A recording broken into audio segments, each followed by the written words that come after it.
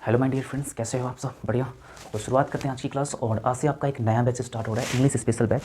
उन सभी विद्यार्थी के लिए ये बैच इंपॉर्टेंट है जो एसएससी के प्रिपरेशन कर रहे हैं, चाहे वो विद्यार्थी बैंकिंग के हो, चाहे एनडीए के हो, चाहे किसी टीचर एग्जाम की तैयारी कर रहे हो। हर एग्जाम्स में इंग्लिश इंपॉर्टेंट है, इंग्लिश 100% आते हैं, राइट। और मैं जो पढ़ाने वाला हूँ आज की क्लास में, वो सभी चीज़ ऑथेंटिक बात रहेगी। पूरे स्टेप बाय स्टेप बारीकी से बेसिक्स टू एडवांस लेवल तक मैं पढ़ाने की प्रयास करूँगा। कहीं से भी कोई भी कॉन्सेप्ट नहीं छोड़ूंगा, गारंटी है मेरी, ठीक है। बने रहे मेरे साथ। ओके, इंग्लिश कैसे पढ़ना है मैंने आपको पहले ही बता चुका हूँ, पिछले वाले वीडियो में जाकर देख लीजिए। उसमें पूरा डिटेल से आपको बताया गया है कि इंग्लिश को सही ढंग से ऑथेंटिक तरीके से कैसे पढ़े ताकि आपका स्कोर उठ पाए, राइट। अगर आप उस वीडियो को नहीं देखें तो डिस्क्रिप्शन में उसका लिंक मिल जाएगा, 100% उस वीडियो को देखिएगा, ज़्यादा मजा आएगा, ठीक है। उसमें पूरी चीज़ को डिटेल से बताया गया है कि कौन सी बुक से आप पढ़े और कैसे इंग्लिश को स्टेप बाय स्टेप ध्यान से पढ़े ताकि आपका स्कोर बढ़िया उठ पाए, ठीक है, ध्यान रखना। और जैसे कि आपको पता है कि मेरा प्री में सीजीएल प्री में मेरा मार्क्स 184.5 है, 184.5 है, और मेंस में मैंने अच्छा अटेम्प्ट करके आया है, ठीक है। और जो भी मैं पढ़ाऊंगा अपनी क्लास नोट से ही पढ़ाऊंगा, पूरे डिटेल से आपको लिखकर आपको पढ़ाने का प्रयास करूंगा, एक भी टॉपिक छोड़ूंगा नहीं, गारंटी है मेरी। हमेशा आपको मैंने बताया है कि बिना गुरु का ज्ञान नहीं होता। जब तक आप गुरु का हेल्प नहीं लोगे डेफिनेटली स्कोर नहीं उठ पाएगा। बुक से पढ़ के आप सीजीएल एग्जाम क्वालिफाई नहीं कर पाओगे, ठीक है ना। चलिए शुरुआत करते हैं। और स्टार्ट करने से पहले आप सभी से छोटी सी रिक्वेस्ट है, अगर चैनल पर नए हो तो प्लीज़ चैनल को सब्सक्राइब कर लीजिए, बेल आइकन को प्रेस कर लीजिए ताकि जब भी कोई वीडियो अपलोड होता है सबसे पहले नोटिफिकेशन आपको मिल जाए, ताकि कोई भी इंपॉर्टेंट क्लास मिस ना कर पाओ, ठीक है। तो शुरुआत करते हैं। अगर हो सके तो वीडियो को लाइक ज़रूर कीजिएगा, ठीक है। चलिए तो शुरुआत करते हैं। कॉपी पेन साथ में निकाल लीजिए, कैसे पढ़ना है वीडियो को देखकर आइए, ज़्यादा मजा आएगा, राइट। चलिए शुरुआत करते हैं क्लासेस को। और मैंने आपको पहले ही बताया कि मैं 4 टीचर से पढ़ा हूँ, इंडियाज़ बेस्ट टीचर से दिल्ली में, और सभी टीचर के नोट्स को एक साथ कंबाइन करके मैंने इसे रेडी किया है, और उसी के अकॉर्डिंग मैं आपको पढ़ाने का प्रयास करूंगा, बिल्कुल फ्री ऑफ कॉस्ट में। बिल्कुल आप कहीं मत जाइए, sequence wise, step wise, basic to advance level मैं यहाँ पे आपको पढ़ाने का प्रयास करूंगा। बिल्कुल ध्यान से देखिए, पूरा वीडियो को ध्यान से देखिएगा, आपको ज़्यादा मजा आएगा, क्लियर है। चलिए शुरुआत करते हैं।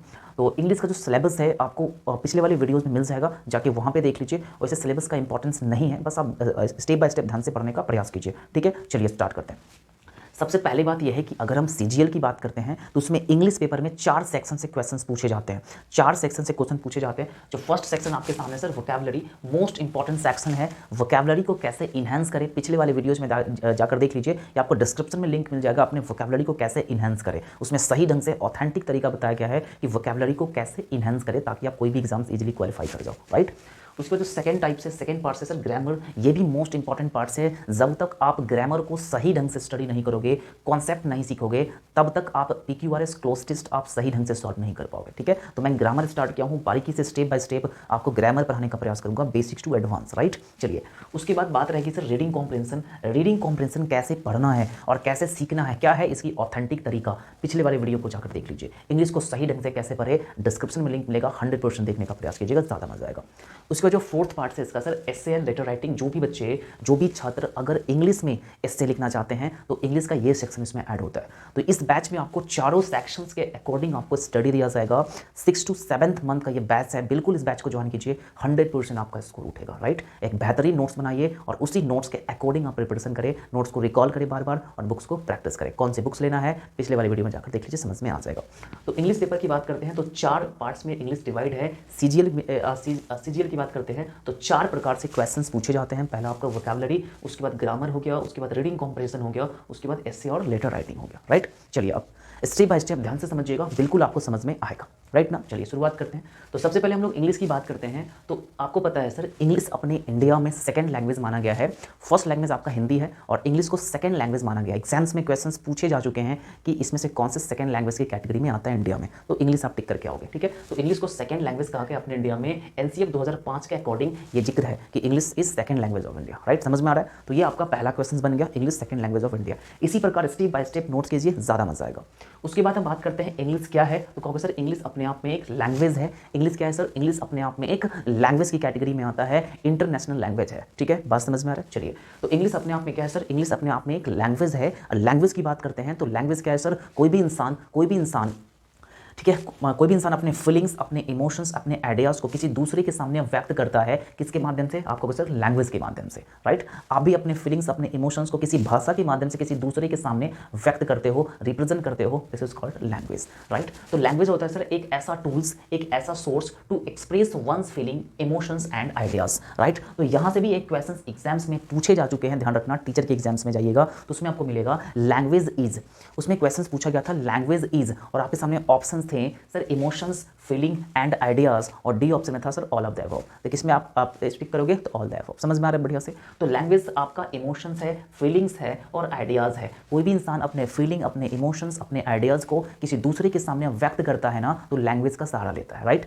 तो यहाँ तक मैंने सीखा कि इंग्लिश अपने आप में एक लैंग्वेज है। और लैंग्वेज क्या है, क्योंकि सर लैंग्वेज एक ऐसा टूल्स है, ऐसा सोर्स है to express one's feeling, emotions and ideas. बात समझ में आ रही है? चलिए यहाँ तक क्लियर कट है। ओके, नेक्स्ट की बात कर लेते हैं। अभी नोट मत कीजिए, रुक जाइए, पहले एक बार समझ लीजिए, उसके बाद बारीकी से पॉज करके आप नोट्स कर लीजिए, ज़्यादा मजा आएगा, राइट। ओके, लैंग्वेज को रिप्रेजेंट करने का अपना एक स्किल्स होता है। जैसे कि कोई भी इंसान लैंग्वेज को कितने मेथड से रिप्रेजेंट करते हैं, है ना। तो लैंग्वेज का रिप्रेजेंट करने का अपना एक एस्पेक्ट्स है। एस्पेक्ट्स का मतलब होता है सर पहलू, राइट। लैंग्वेज को कितने मेथड से रिप्रेजेंट किया जाता है, तो पता है दोस्तों, लैंग्वेज को या तो आप सुन सकते हो, या तो आप बोल सकते हो स्पीकिंग, या रीड कर सकते हो, या राइटिंग कर सकते हो, या कोडिंग कर सकते हो। कोडिंग का मतलब क्या होता है सर, इशारा से बात करना, बोलता है ना, ठीक है। तो जो इंसान इशारा करके बात करे, दिस इज कॉल्ड लैंग्वेज को रिप्रेजेंट करने का 5 मेथड है, ध्यान रखिएगा, ठीक है। या तो आप लिसनिंग सुन सकते हो, या आप स्पीकिंग बोल सकते हो, या आप रीडिंग पढ़ सकते हो, या आप राइटिंग लिख सकते हो, या आप कोडिंग इशारा से बात कर सकते हो। तो लैंग्वेज को रिप्रेजेंट करने का 5 मेथड है, राइट। समझ में आगे बढ़िया से। ओके, यहाँ तक किसी भी प्रकार की कोई कंफ्यूजन नहीं। एक तो रिकॉल कर लीजिए, इंग्लिश को सेकंड लैंग्वेज ऑफ इंडिया कहा गया है। उसके बाद इंग्लिश एक अपने आप में एक लैंग्वेज है, और लैंग्वेज एक ऐसा टूल्स, ऐसा सोर्स है जो कोई भी इंसान अपने इमोशंस, अपने आइडियाज, अपने फीलिंग्स को किसी दूसरे के सामने में एक्सप्रेस करते हैं, राइट। समझ में आ गया? ओके, लैंग्वेज को रिप्रेजेंट करने का ठीक अपना एक एस्पेक्ट्स है जो आपके सामने listening, speaking, reading, writing and coding पर डिपेंड करता है। यहाँ तक क्लियर है? ओके, उसके बाद लैंग्वेज की बात करते हैं ना, तो लैंग्वेज को सही ढंग से लिखना, इंग्लिश में स्क्रिप्ट नामक एक वर्ड्स होता है जो आपको, ठीक है, आपको लैंग्वेज के स्टाइल को बताता है, लैंग्वेज के राइटिंग स्टाइल को बताने का काम करता है, ठीक है। इंग्लिश की बात करते हैं ना, तो टोटल 26 स्क्रिप्ट होते हैं, जिसको हम लोग 26 लेटर्स के नाम से जानते हैं, राइट। तो 26 लेटर्स को अल्फ़ाबेट कहते हैं। दोस्तों ध्यान रखना, अगर सिंगल आपसे पी कोई पूछे ये लेटर है या अल्फ़ाबेट, तो कहोगे सर ये एक लेटर है, नॉट अल्फ़ाबेट। अल्फ़ाबेट वो होता है 26 लेटर्स, मतलब A to Z को एक साथ मिला देने से अल्फ़ाबेट का निर्माण होता है। ये चीज़ हमेशा फोकस्ड करना। सिर्फ आपसे पी पूछे तो पी इज़ लेटर, पी जो है लेटर है। और अल्फ़ाबेट की बात करते हैं तो A से लेकर Z तक जो भी है वो सभी अल्फ़ाबेट की कैटेगरी में आता है, ध्यान रखना इस बात को, ठीक है। अल्फ़ाबेट का मतलब होता है वर्णमाला, वर्णों का मेल, ठीक है। तो A से लेकर Z तक को अल्फ़ाबेट कहेंगे, और उसमें से कोई भी लेटर आपसे पूछे तो वो अल्फ़ाबेट नहीं है, this is called letter. Clear यहाँ तक? चलिए, आपसे कोई बोले सर पी और क्यू ये अल्फ़ाबेट है या लेटर, तो कहोगे सर ये लेटर्स है, नॉट अल्फ़ाबेट, राइट। अल्फ़ाबेट होता है सर A to Z तक। क्लियर यहाँ तक? बात करते हैं अल्फ़ाबेट की, तो अल्फ़ाबेट को 2 कैटेगरी में डिवाइड किया गया। पहला आपका वाउल्स और नेक्स्ट आपका कॉन्सोनेंट। ध्यान रखना, इसको वॉवेल मत पढ़िएगा, वॉवेल गलत है, इसको वाउल्स पढ़ा जाता है, राइट ना। तो अल्फ़ाबेट की 2 कैटेगरी है, पहला वाउल्स और दूसरा कॉन्सोनेंट। वाउल्स की बात करते हैं तो खुद में 5 होते हैं, जिसका नाम है AEIOU। बेसिक एग्जाम्स में ये क्वेश्चन पूछे जाते हैं। उसके बाद कॉन्सोनेंट 21 होता है, क्योंकि 26 लेटर है टोटल, इसमें से 5 वाउल्स हो गए, तो 21 मतलब 21 आपका कॉन्सोनेंट हो गया। यहाँ तक दिक्कत है नहीं। एक नोट्स आप ध्यान से समझने का प्रयास कीजिए। यहाँ पे आपका अल्फ़ाबेट है और ये अल्फ़ाबेट्स है। एग्जाम्स में क्वेश्चंस पूछे जा चुके हैं, ध्यान रखना। अल्फ़ाबेट का मतलब होता है सर वर्णमाला, और अल्फ़ाबेट्स के मतलब होता है सर भाषाएं, लैंग्वेजेस। अगर अल्फ़ाबेट में एस लगा दीजिए तो भाषाएं का निर्माण करता है, राइट। ये क्वेश्चन एग्जाम्स में आया हुआ है कि राम नोज 5 अल्फ़ाबेट या अल्फ़ाबेट्स, तो कहोगे सर यहाँ पे आपका अल्फ़ाबेट्स होगा, अल्फ़ाबेट होगा नहीं, क्योंकि 5 अल्फ़ाबेट कोई याद ही नहीं करेगा। सबको आपको एक ही मतलब टोटली अल्फ़ाबेट याद होता है, राइट। 5 कैसे याद हो जाएगा? तो अल्फ़ाबेट होगा, 5 भाषाएं वो जानता है, राइट। तो यहाँ पे alphabets is the correct options. यहाँ तक क्लियर है? ओके, अब हम बात करते हैं लेटर्स की। तो लेटर्स अपने आप में सिर्फ 26 होता है, 26 लेटर होता है, ध्यान रखना इस बात को। और इसको 2 प्रकार से लिखा जाता है, 2 प्रकार से रिप्रेजेंट किया जाता है लेटर्स को। सबसे पहला जो टाइप्स है ना, उसे कहा जाता है सर कैपिटल लेटर, और कैपिटल लेटर को ही दूसरी भाषा में हम लोग अपर केस कहते हैं। क्या कहते हैं सर? अपर केस कहा जाता है, ध्यान रखना इस बात को। उसके बाद जो दूसरी कैटेगरी है सर स्मॉल लेटर, और इसी को लोअर केस कहा जाता है, LOWER, lower case, right. Capital letter ये आपका रिप्रेजेंटेशन है, और स्मॉल लेटर की बात करते हैं तो ये आपका रिप्रेजेंटेशन है। यहाँ तक क्लियर है? चलिए, उसके बाद एक बात ध्यान से समझिए। अगर हम बात करते हैं सर, ठीक, अगर हम बात करते हैं पी, तो कहोगे सर पी एक लेटर है, राइट। अगर हम बात करते हैं सर इसी में ई को लगा दीजिए, तो ई भी एक लेटर हो गया, ओके। अगर इसमें हम लोग एन को लगा दें तो पेन बन गया। मतलब इसको आप ध्यान से देखोगे ना, तो 1 2 3 3 लेटर का ग्रुप बना हुआ है, और इसका एक कंप्लीट मीनिंग है। पेन का मतलब क्या होता है सर? कलम होता है ना। तो दिस इज वर्ड, इसको हम लोग वर्ड की कैटेगरी में रखेंगे। अगर हम बात करते हैं सर GOOD, तो आप कहोगे सर इसमें आपको 4 लेटर का ग्रुप है, 1 2 3 4, तो ये एक वर्ड बन गया। गुड का मतलब क्या होता है सर? अच्छा होता है, राइट। तो ये एक क्या बन गया सर? वर्ड बन गया। तो इसीलिए आपसे बोलेगा sir what is word, word क्या होता है, तो कहोगे सर वर्ड जो होता है ना वो लेटर का ग्रुप होता है, ग्रुप ऑफ लेटर्स, या आप कह सकते हो sir arrangement of letters with complete meaning are called words. मतलब एक लेटर का ऐसा अरेंजमेंट्स, लेटर का एक ऐसा ग्रुप जिसका एक कंप्लीट मीनिंग हो, उसे ही वर्ड कहा जाता है। यहाँ तक समझ में आया? या आप कह सकते हो sir meaningful unit of letter, ठीक है, मीनिंगफुल यूनिट ऑफ लेटर, तो दिस इज कॉल्ड क्या होगा सर, वर्ड्स हो जाएगा।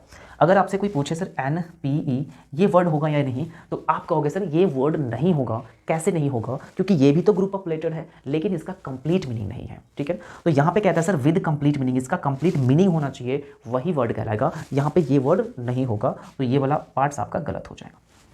वर्ड समझ में आएगा? सर वर्ड को ही स्पीच कहा जाता है। तो टोटली इंग्लिश ग्रामर की बात करते हैं तो वर्ड 8 प्रकार का होता है। सबसे पहला नाउन, ठीक है, प्रोनाउन, वर्ब, एडजेक्टिव, ठीक है, एडवर्ब, एडजेक्टिव हो गया, उसके बाद प्रीपोजिशन हो गया, कंजक्शन, इंटरजेक्शंस। ये पार्ट्स ऑफ स्पीच है, इसके बारे में हम लोग अगली क्लास में डिस्कस करेंगे, ठीक है। उसके बाद हम बात करते हैं सेंटेंसेस के बारे में। सेंटेंसेस क्या होता है सर? तो सेंटेंस का एक छोटा सा डेफिनेशन है, आप मुझे बताना, सर ये क्या लिखा हुआ, कहोगे सर ये लिखा हुआ है सर राम। ये क्या लिखा हुआ है सर? राम।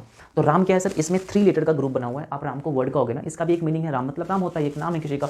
अगर हम बात करते हैं सर राम इज, तो इज भी अपने आप में एक वर्ड है, राम भी वर्ड है, इज भी वर्ड है। अगर हम बात करते हैं एंड भी वर्ड है, राइट। अगर हम बात करते हैं सर इंटेलिजेंट, तो ये भी अपने आप में सर वर्ड होगा ना, क्योंकि बहुत सारे वर्ड्स का बहुत सारे लेटर का ग्रुप बना हुआ है मीनिंग के साथ, तो दिस इज कॉल्ड वर्ड, ठीक है। अगर इसमें हम बात करते हैं सर स्टूडेंट्स, तो स्टूडेंट्स भी अपने आप में क्या है सर? ये भी वर्ड है। तो आप मुझे बताओ सर ये पूरा वर्ड को एक साथ अरेंज करने से क्या बन गया? सेंटेंस बन गया, और इसका भी एक कंप्लीट मीनिंग है, तो दिस इज कॉल्ड सेंटेंस। अगर आपसे कहा जाए sir Ram and Shyam, Ram and Shyam, ठीक है, बस यहाँ तक छोड़ दिया जाए, तो क्या यह सेंटेंस होगा? आप कहोगे सर ये भी तो ग्रुप ऑफ वर्ड है, तो ग्रुप ऑफ वर्ड है लेकिन इसका कंप्लीट मीनिंग नहीं है, तो दिस इज नॉट सेंटेंस, ये सेंटेंस अपने आप में नहीं है। तो सेंटेंस का डेफिनेशन हो गया सर ग्रुप ऑफ वर्ड्स या arrangement of words with complete meaning are called sentences.